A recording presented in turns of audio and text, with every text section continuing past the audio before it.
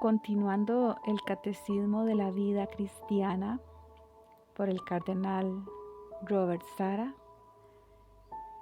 comenzaremos en el 7º capítulo. Santifícalos en la verdad. ¿Qué es el sacerdote? Sí, sumándonos a toda la tradición de la Iglesia, adivinamos que el misterio de su identidad profunda es algo más que el mero servicio funcional de la institución eclesial. Hemos de contemplar el misterio del mismo Cristo, como afirma la carta a los Hebreos. Solo existe un único sacerdote de la nueva alianza, perfecto y definitivo, Cristo. Este único sacerdote ejerce su ministerio en la Iglesia a través del ministerio de los obispos y los sacerdotes, que se van sucediendo en el tiempo sin que la realidad del sacerdocio deje de ser única. De suerte que el sacerdote es alter Christus, otro Cristo, el mismo Cristo. La realidad de su ser sacerdotal residirá siempre, en cualquier época y en cualquier latitud, en lo más hondo de su identificación con Cristo Jesús. Antes de comenzar, querría invitar a los lectores que no sean sacerdotes a no ceder a la fácil tentación de saltarse este capítulo con la excusa de que no les atañe directamente. Las líneas que vienen a continuación son importantes para todos los bautizados, hombres y mujeres, no solo porque muchas de las recomendaciones dirigidas a los sacerdotes son trasladables a cualquier cristiano, sino porque un mejor conocimiento de lo que es el sacerdote puede fomentar en los fieles la actitud adecuada para ayudarle a vivir a la altura de su vocación. Quizá muchas de las lamentables derivas y naufragios de los que se oye hablar podrían haberse evitado si hubiésemos sido conscientes de los aspectos que exige la sublime vocación sobrenatural del sacerdote y la fragilidad humana en la que dicha vocación tiene que desarrollarse. Aspectos que deben traducirse de forma concreta en cierta delicadeza de conducta en el vestir y en el hablar, en la actitud y en el empeño por evitar una familiaridad excesiva. Los sacerdotes están necesitados de la ayuda que pueden y deben prestarle todos los fieles. Un sacerdocio de amor. En primer lugar, el sacerdocio de Cristo lleva la marca de un amor inmenso, el amor al Padre, a cuyo designio Cristo se adhiere sin reservas desde el mismo momento de la encarnación hasta su muerte en la cruz. Y de ese amor al Padre nace el amor a los hombres, a quienes viene a salvar. Así lo explica San Gregorio Magno, comentando este versículo del 4º Evangelio. Yo soy el buen pastor, que conozco a mis ovejas, y mis ovejas me conocen. Del Santo Evangelio según San Juan 10:14. El Señor añade en este mismo texto: como el Padre me conoce a mí, yo conozco al Padre y doy mi vida por mis ovejas. Lo que equivale a decir: En esto consiste mi conocimiento del Padre y el conocimiento que el Padre tiene de mí, en que doy mi vida por mis ovejas. Esto es, el amor que me hace morir por mis ovejas demuestra hasta qué punto amo al Padre. También en cada sacerdote de la nueva alianza, el amor incondicional a Cristo se traduce en el amor a los hombres que se le confían. San Juan Crisóstomo lo ve expresado en la escena de la aparición del resucitado en el lago de Tiberíades. Cristo, hablando con el jefe de los apóstoles, dijo: Pedro, ¿me amas? Cuando éste lo confesó, Cristo añadió: Si me amas, apacienta mis ovejas. El maestro pregunta al discípulo si lo ama, no para aprender. ¿Cómo iba a preguntar el que entra en los corazones de todos? Sino para enseñarnos cuánto le interesa el cuidado de este rebaño. Pedro, ¿me amas más que estos? Le habría podido decir: si me amas, practica el ayuno, duerme en un jercón, dedícate a vigilias continuas, defiende a los que sufren injusticias, sé como un padre para los huérfanos y como un esposo para su madre. Pero en ese momento, dejando todo eso a un lado, ¿qué dice? Pastorea mis ovejas. Es por tanto el amor lo que se encuentra en el origen de la nueva alianza, porque el amor sitúa en posición de mediador primero a Cristo, que ama al Padre, y, fruto de ello, a aquellos a quienes el Padre ama, y después a los sacerdotes que aman a Cristo, y fruto de ello, a aquellos a quienes Cristo ha venido a salvar para que se cumpla la voluntad del Padre. De ahí que en la Iglesia el ministerio pastoral no tenga nada que ver con un funcionariado, como si el sacerdote fuera alguien en quien se delega una tarea ritual perfectamente definida, tras cuyo cumplimiento puedo desentenderse de la Iglesia y de las almas. El sacerdocio ha sido instituido para la predicación del Evangelio y para restaurar la comunión con Dios mediante el sacrificio y la oración. Su raíz más honda es el amor supremo a Cristo. Apacentar a las ovejas es un acto de amor. Quien recibe este encargo sabe que, a partir de ese momento, queda atado para siempre a Cristo y a sus ovejas. Ya no puede ir a donde quiere. Ya no es dueño de su tiempo ni de sí mismo, como el mismo Cristo. También el pastor demuestra su amor al Padre entregando toda su vida al cuidado de las ovejas que le han sido confiadas. La vida sacerdotal, pues, manifiesta y exige un amor inmenso al Señor y a las almas, como recoge la célebre frase del cura de Ars, San Juan María Vianney: el sacerdocio es el amor del corazón de Jesús. Entrega y abandono en Dios. El amor y la entrega personal van de la mano. Amar es darlo todo y darse uno mismo.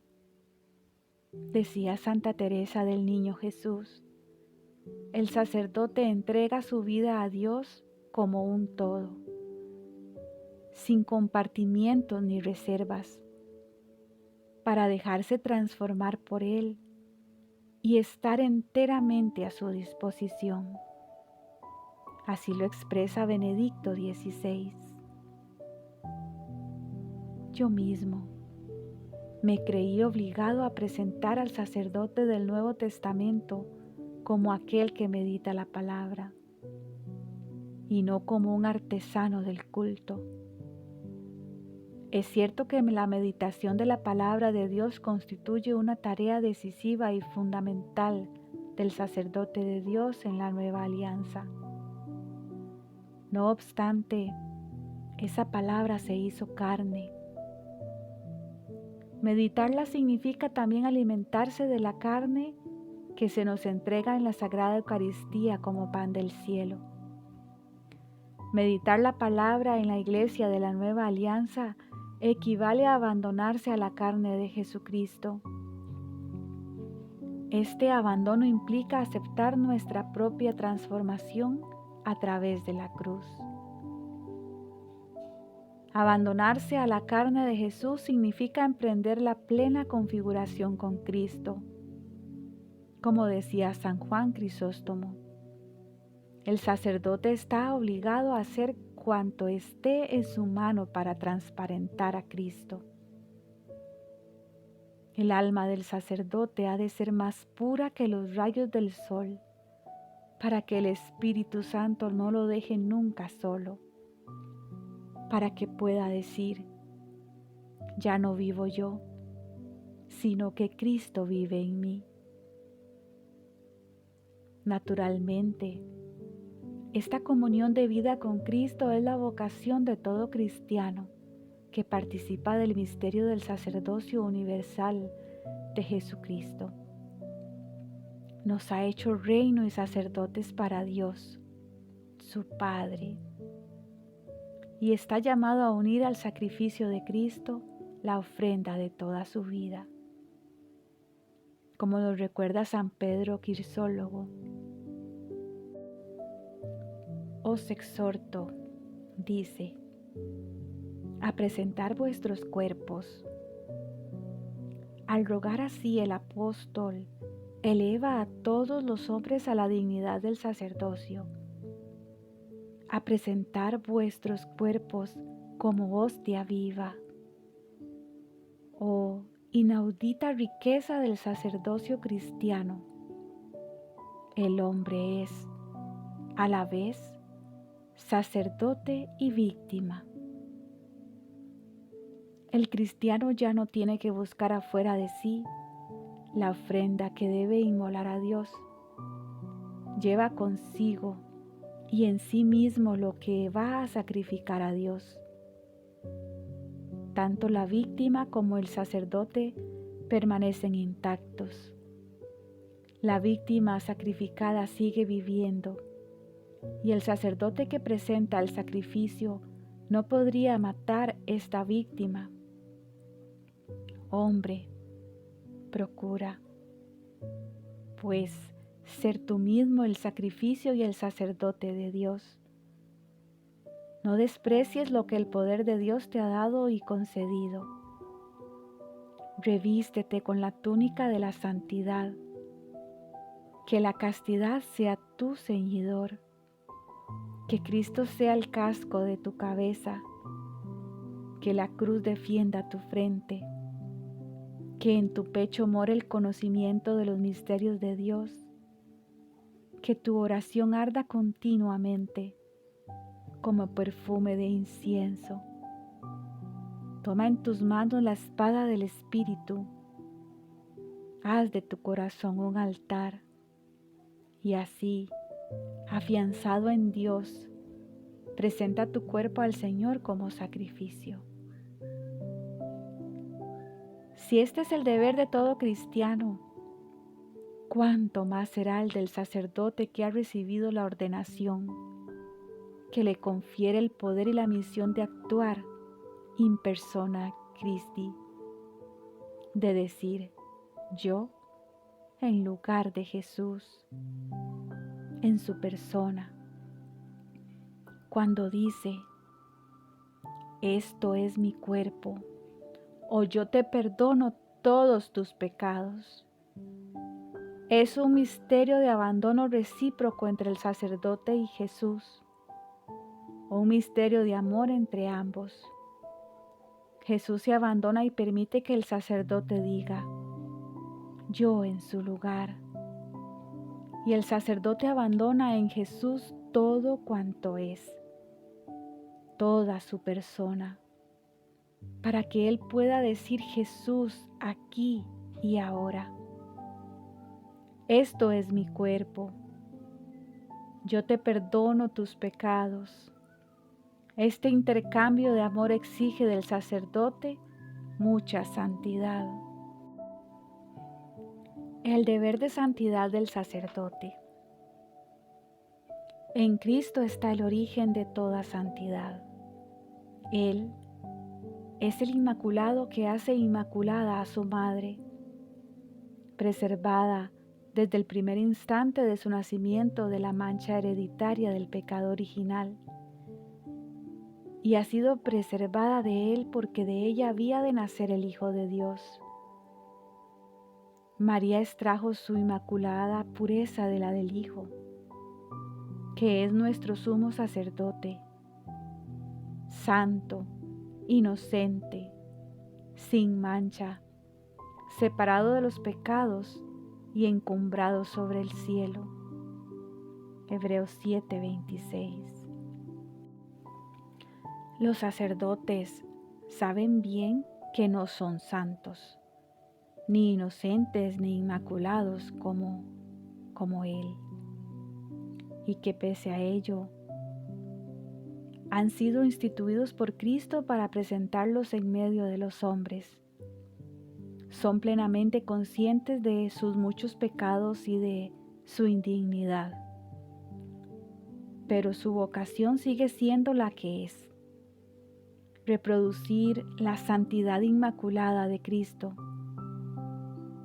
En palabras de San Juan Crisóstomo, brillar con luz más pura que los rayos del sol, que es Cristo. En este sentido tenemos por modelo a María, a quien el Apocalipsis describe como la mujer vestida de sol. María no es el sol, pero está envuelta en él. De él recibe y refleja la luz. Tampoco el sacerdote es el sol, pero está llamado a hacer que resplandezca en su vida el sol de justicia que es Jesucristo. El cura de Ars decía a su obispo: si queréis convertir vuestra diócesis, debéis hacer unos santos de todos vuestros curas. El sacerdote debe estar cubierto por el Espíritu Santo, como lo está por la sotana. La santidad tiene que ser como el manto que lo envuelve. La identificación con Cristo es un don que recibe el sacerdote y, al mismo tiempo, es un deber, una misión, hasta el punto de poder decir con San Pablo: para mí la vida es Cristo. O también, vivo, pero no soy yo el que vive, es Cristo quien vive en mí. Y mi vida de ahora en la carne, la vivo en la fe del Hijo de Dios, que me amó y se entregó por mí. Del mismo modo que Jesús expía los pecados de los hombres, también el sacerdote, siguiendo el arduo camino de la ascesis cristiana, tiene que procurar su propia santificación para poder procurar con eficacia la de los demás. El Papa San Juan Pablo II habló con vehemencia de este deber de conversión y de santificación que le viene impuesto a todo sacerdote. Una conversión diaria que consiste en retornar a la gracia misma de nuestra vocación. Dar cuenta en todo momento de nuestro servicio, de nuestro celo, de nuestra fidelidad, y dar cuenta también de nuestras negligencias y pecados, de la cobardía, de la falta de fe y esperanza, de pensar únicamente de modo humano y no divino. Al concluir el jubileo del año 2000, el Papa volvía a escribir, dirigiéndose esta vez a todos los bautizados y, por lo tanto, fortiori a los sacerdotes, que sería un contrasentido contentarse con una vida mediocre, vivida según una ética minimalista y una religiosidad superficial. Sí, en esta marcha de la Iglesia entera hacia la santidad, el sacerdote no puede conformarse con caminar rezagado o dejarse llevar por el movimiento general. Es él quien debe arrastrar y preceder a quienes están a su cargo. Esto es lo que enseñaba con absoluta claridad el Concilio Vaticano II. Por el sacramento del orden de los presbíteros se configuran con Cristo sacerdote, como miembros con la cabeza, para la estructuración y edificación de todo su cuerpo, que es la Iglesia, como cooperadores del orden episcopal. Ya en la consagración del bautismo, como todos los fieles cristianos, recibieron ciertamente la señal y el don de tan gran vocación, y gracia para sentirse capaces y obligados, en la misma debilidad humana, a seguir la perfección según la palabra del Señor. Sed, pues, perfectos, como perfecto es vuestro Padre Celestial. Mateo 5:48. Los sacerdotes están obligados especialmente a adquirir aquella perfección, puesto que consagrados de una forma nueva a Dios, en la recepción del orden, se constituyen en instrumentos vivos del sacerdote eterno para poder proseguir, a través del tiempo, su obra admirable, que reintegró con divina eficacia todo el género humano, puesto que todo sacerdote representa a su modo la persona del mismo Cristo. Tiene también, al mismo tiempo que sirve a la plebe encomendada y a todo el pueblo de Dios, la gracia singular de poder conseguir más aptamente la perfección de aquel cuya función representa, y la de que sane la debilidad de la carne humana, la santidad del que por nosotros fue hecho pontífice, santo, inocente, inmaculado, apartado de los pecados. Hebreos 7:26. Aceptar esta vocación es comprometer la vida entera, porque el Señor no se conforma con compartir. Vomita de su boca a quienes no son fríos ni calientes. Lo quiere todo, todo o nada. Responder a la vocación sacerdotal carece de sentido si no conlleva la voluntad de dárselo todo a Dios, de configurarse con Cristo en su vida y en su muerte, de ser santo como Él es santo. Este camino de conversión personal y de santificación será para el sacerdote una lucha diaria y de cada instante. El itinerario de toda una vida, largo, exigente, crucificador, porque participar de la vida santa de Cristo es participar de su cruz. Estoy crucificado con Cristo, vivo, pero no soy yo el que vive, es Cristo quien vive en mí. Santidad y consagración sacerdotal. En línea con esta noción de santidad sacerdotal, durante su homilía de la Misa Crismal del Jueves Santo de 2009, Benedicto XVI reflexionaba sobre el carácter de consagración que adquiere la santidad en el caso de los sacerdotes. Vale la pena citar por extenso sus consideraciones acerca del entrecruzamiento de ambos aspectos, santidad y consagración, en la oración de Cristo que sigue a la cena. Por ellos yo me santifico a mí mismo, para que también ellos sean santificados en la verdad. El Santo Evangelio según San Juan 17:19. Para entender esto, hemos de aclarar antes de nada lo que quiere decir en la Biblia las palabras santo y santificar, consagrar. Con el término santo se describe en primer lugar la naturaleza de Dios mismo, su modo de ser del todo singular, divino, que corresponde solo a Él. Solo Él es el auténtico y verdadero santo en el sentido originario. Consagrar algo o alguno significa dar en propiedad a Dios algo o alguien.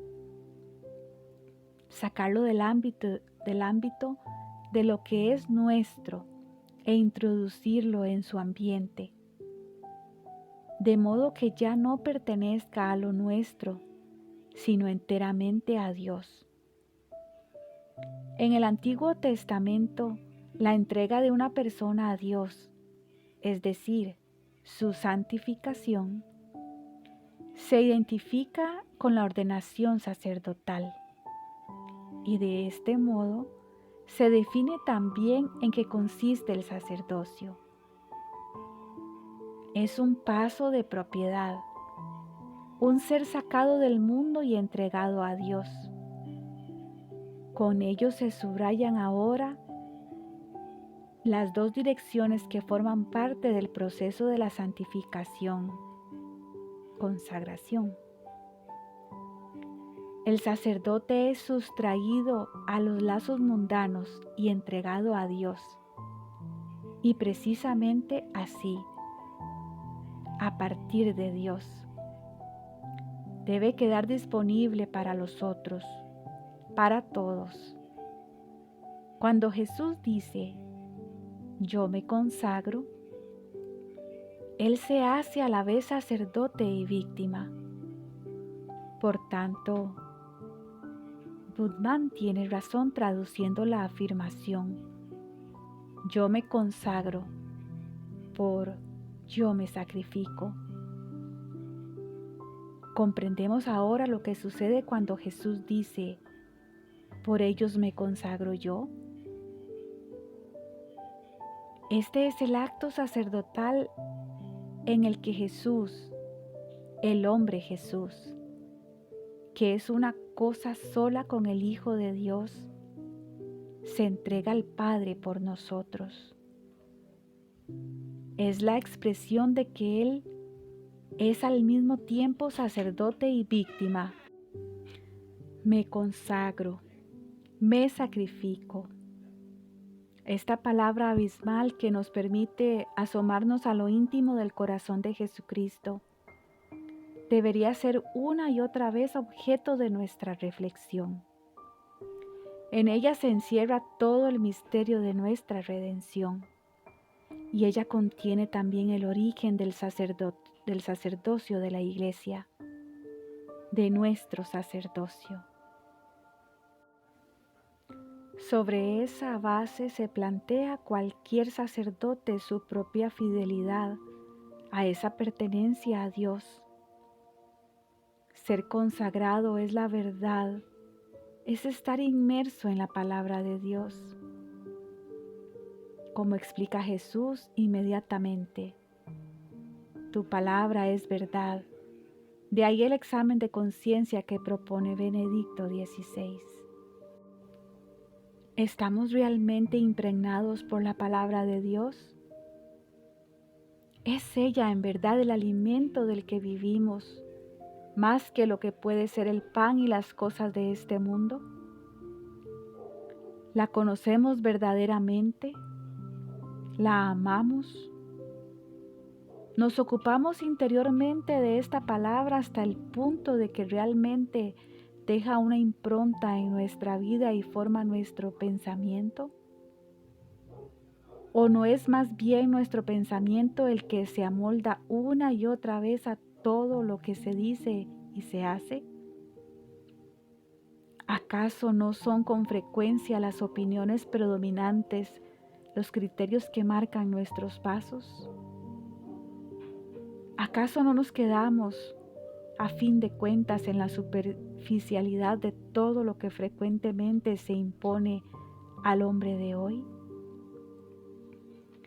Sabemos aprender de Cristo la recta humildad que corresponde a la verdad de nuestro ser y esa obediencia que se somete a la verdad, a la voluntad de Dios. Santifícalos en la verdad. Tu palabra es verdad. Esta palabra de la incorporación en el sacerdocio ilumina nuestra vida y nos llama a ser siempre nuevamente discípulos de esa verdad que se desvela en la palabra de Dios. En definitiva, si Jesús es el Verbo, la palabra de Dios encarnada, ser consagrado mediante la inmersión en la palabra de Dios significa estar sumergido en Él e identificado con Él. ¿Acaso no ha dicho Cristo de sí mismo: yo soy la verdad? ¿Y acaso no es Él mismo la palabra viva de Dios, a la que se refieren todas las otras palabras? Conságralos en la verdad, quiere decir, pues en lo más hondo, hazlos una sola cosa conmigo. Cristo, sujétalos a mí, ponlos dentro de mí. Y en efecto, en último término hay un único sacerdote de la nueva alianza, Jesucristo mismo. Por tanto, el sacerdocio de los discípulos solo puede ser participación en el sacerdocio de Jesús. Así pues, nuestro ser sacerdotes no es más que un nuevo y radical modo de unión con Cristo. Esta se nos ha dado sustancialmente para siempre en el sacramento. Pero este nuevo sello del ser puede convertirse para nosotros en un juicio de condena, si nuestra vida no se desarrolla entrando en la verdad del sacramento. A este propósito, las promesas que hoy renovamos dicen que nuestra voluntad ha de ser orientada así. Unirse a Cristo supone la renuncia. Comporta que no queremos imponer nuestro rumbo y nuestra voluntad, que no deseamos llegar a hacer esto o lo otro, sino que nos abandonamos a Él, donde sea y del modo que Él quiere servirse de nosotros. San Pablo decía a este respecto: vivo yo, pero no soy yo, es Cristo quien vive en mí. La situación de las personas divorciadas. La imposibilidad de casarse después de una separación es una enseñanza que el mundo no quiere entender ni aceptar, pero en la que la Iglesia está obligada a insistir con firmeza por fidelidad a su Señor. Esta insistencia de la Escritura en la indisolubilidad del matrimonio cuenta con profundas raíces teológicas.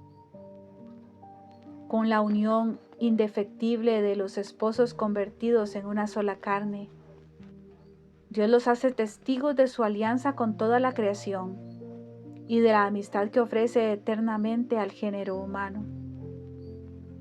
Tanto en Israel como en cualquier civilización en todos los rincones de la tierra, el divorcio se había convertido en un derecho reconocido como medida normalizada para la regulación de las costumbres. Es más, al redactar la carta de repudio exigida por la Torá, un israelita devoto se podía considerar en paz con la ley. Jesús, sin embargo, no acepta esta situación. Su acusación de dureza de corazón por la falta de fidelidad a la verdad original es claro testimonio de ello. Jesús devuelve el matrimonio a las condiciones queridas por Dios, las únicas conformes con la dignidad más honda del hombre y de la mujer. Al excluir por completo el divorcio, Jesús osa prohibir lo que la ley permite, y no es una oscura observancia haláquica de carácter menor, sino una de las instituciones legales más importantes de la sociedad. Se atreve a decir que un hombre que sigue los pasos prescritos por la ley para repudiar a su esposa y se casa con otra mujer, comete en realidad adulterio. Cuando uno se detiene a pensar lo que esto implica, la prohibición por Jesús del divorcio no puede sino parecerle asombrosa. En el fondo, Jesús está enseñando que lo que la ley permite y regula es realmente el pecado de adulterio. En otras palabras, precisamente por seguir a conciencia las normas de la Torá para divorciarse y volverse a casar, el hombre judío infringe gravemente uno de los mandamientos del Decálogo, el mandamiento contra el adulterio. Éxodo 20:14, Deuteronomio 5:18. Esto no es una cuestión baladí, al menos según el Pentateuco.